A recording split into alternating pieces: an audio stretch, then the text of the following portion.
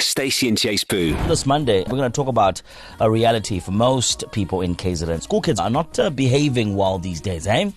Yeah, so just to kind of put things into perspective, last year, August, on one Friday afternoon, here in KZN, a 17-year-old grade 10 boy stepped just outside of his school gates during school hours. He was subsequently stabbed with a kitchen knife by two grade 8 learners. He was rushed to hospital, underwent surgery. The two boys who assaulted him were 13 and 14 years old. Same afternoon, in Northdale, a mass brawl broke out amongst learners there. So 2 incidents one Friday, 2 very different schools, but both here in our backyards. And what makes us a little bit like, okay, all right, so maybe they were isolated incidents, just a coinky-dink, same day. But we have to acknowledge that since January 2024, KZN schools have recorded more than 2,300 cases of violence, sexual harassment, drug abuse, theft, gang activity, and faction fighting. And it's not a once-off, it's actually, it's a pattern, and it's happening everywhere. Yeah, it's happening a lot more than we would like it to be happening. In KwaZulu-Natal, teachers have spoken out about being threatened by the students, physically harmed, verbally abused, and emotionally traumatized. Some of these students are on drugs during classes, and the saddest part is that these teachers are suffering in silence. There's no counselor in the staff room, there's no social worker down in the corridor to assist, just a teacher alone doing their absolute best. So on the back of this situation, this crisis in our beautiful province, KZN schools are in crisis, right, when it comes to the way that kids are behaving. The question we want to ask you, right, you could be a parent, just a normal citizen, or you just care about this kind of stuff. Whose fault is it?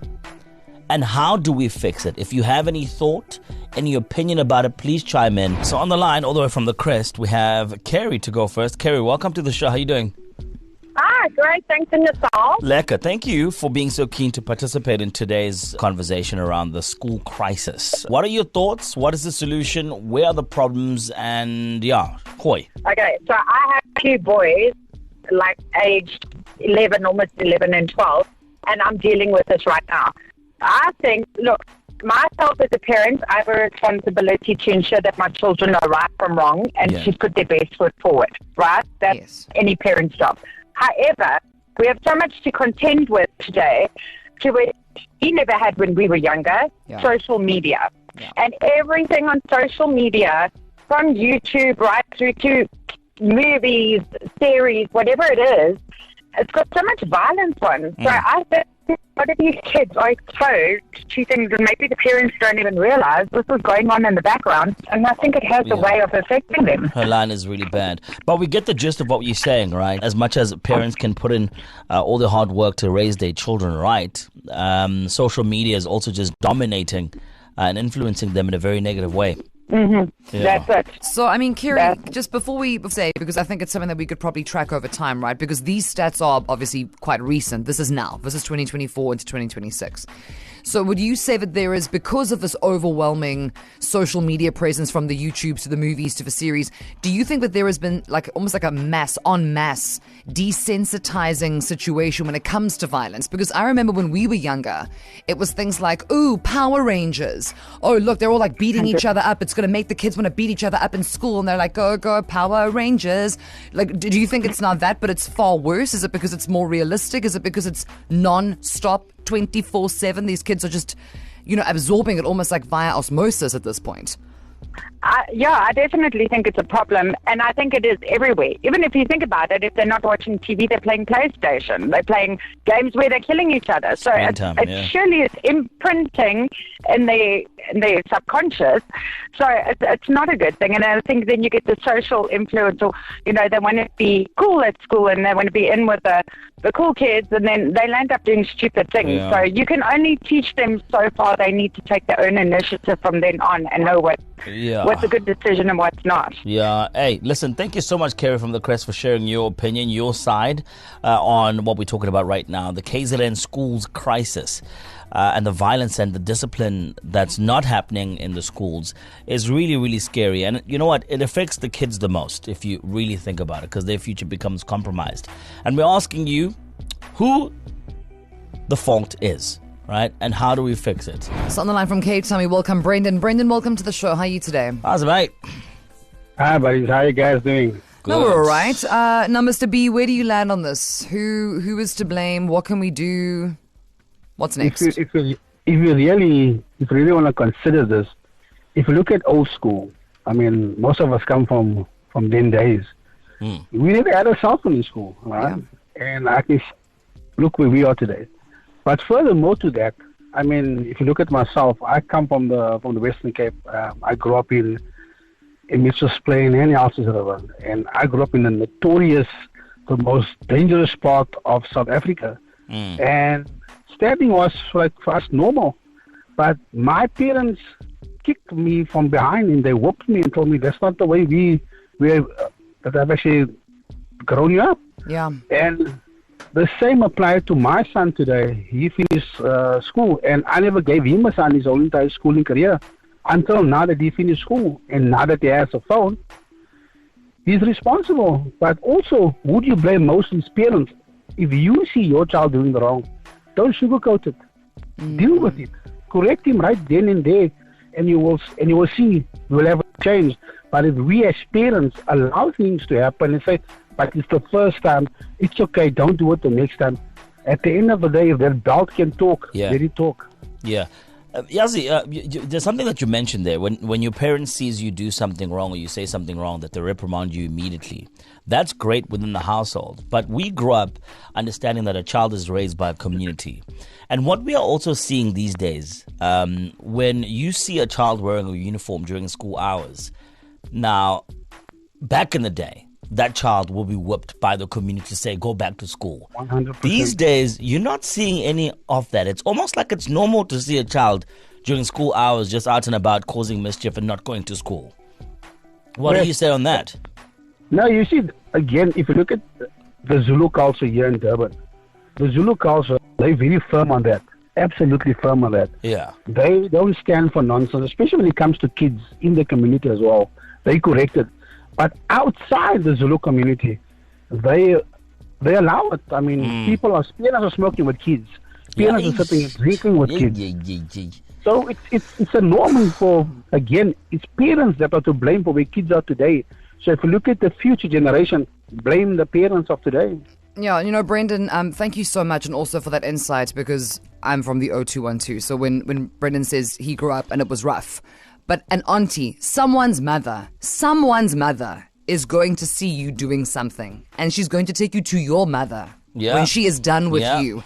Whereas now, in this day and age, ooh, no, gentle parenting. Ooh, no, can't say that. Ooh, no, mustn't criticize too much. And you would never deign to check somebody else's child, even if it is for the child's best interest or in the child's best interest, because now the mom is fighting with the dad and so on and so forth. So the world has changed, but I think the kind of dawning of technology being as accessible as it is to kids as young as they are, which is kind of like a combination of what you've mentioned here, Brendan, and what Kerry said earlier. That certainly is not helping the cause. Somewhere between gentle parenting and the influx of social media, we seem to have reached this new kind of crossroads, and it ain't good. Brendan, thank you so much for your time today, Ham. Thing called corporal punishment. It works then. Today. Yeah. That thing of people have to change philosophy. Now, if you want to discipline a child, you might end up in prison. Yeah, that's the thing. That's the thing, man. Thank you so much, Brendan. Have a nice one, okay? And just to add on that, Stacey, I don't think it's just parents only. And I just want to zoom out of this for a second. Yes, I understand that, parents teach a child that it's wrong to do so. It's wrong to do certain things. It's right to do certain things.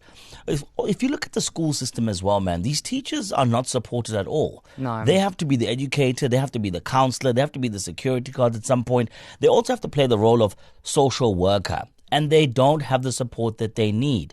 And then, communities, when the child is done with school, you're getting gang influence, you're getting drugs, unemployment. All of these things are normalized, and all of them sort of play a role equally in how the child is looking at the world and how they behave. It's really, really, really bad. And also, it's something that continually evolves, right? We can't stop technology from technologying, right? And also, we can't go into absolutely every single person's home and judge them and criticize, but in my house, I wouldn't do it like that. In your house, you don't do it like that. It is a multifaceted discussion. It's quite nuanced. Definitely what you let your children listen to who they hang out with that's volatile, paying more attention to those sleepovers, and paying attention to parents' behaviors, because we don't see everything. Be more diligent as a parent and structure your kids' time. Get them involved in a different sport. Surfing and other sports outside of school will help a lot with the violent behavior that this country is facing. Thank you. I'm, as a parent, is also quite concerned about the school violence. I believe what they need to do is look at the parents, look at the children, how they are brought up. But most important is bring back biblical studies back to school.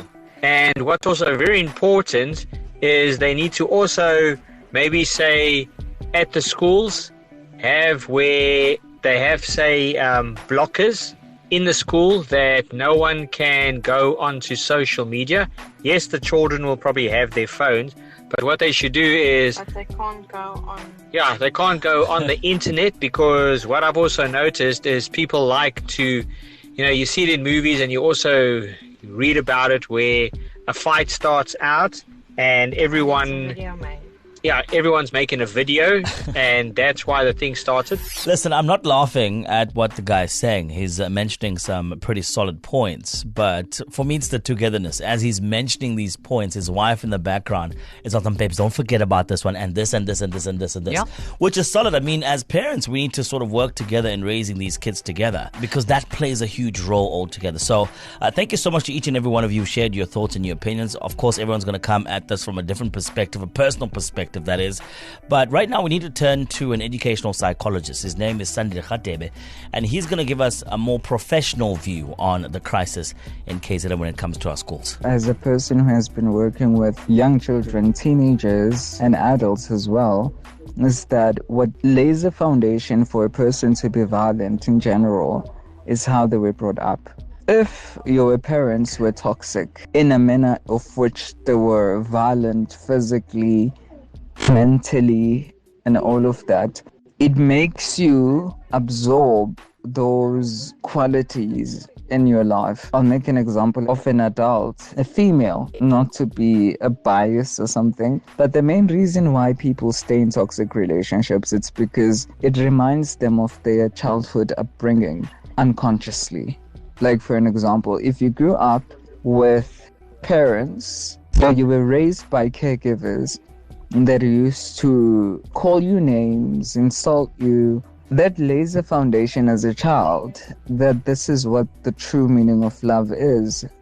And when you grow up and you want to date or you want to partner, you'll want someone to have the exact same qualities, of which that is why you'll find that we're facing cases of gender-based violence. Even though there has been interventions, or there have been interventions that have been put in place to try and educate people about the dangers of staying in a toxic relationship, but then there is no improvement. But instead, it actually exacerbates. With the majority of public schools, you'll find that a lot of the children are excessively violent compared to the children who come from a private sector, mainly because they do not attend therapy. And for those who do attend therapy within the private sector, you'll see that there's a lot of improvement. But within the public sector, you'll find that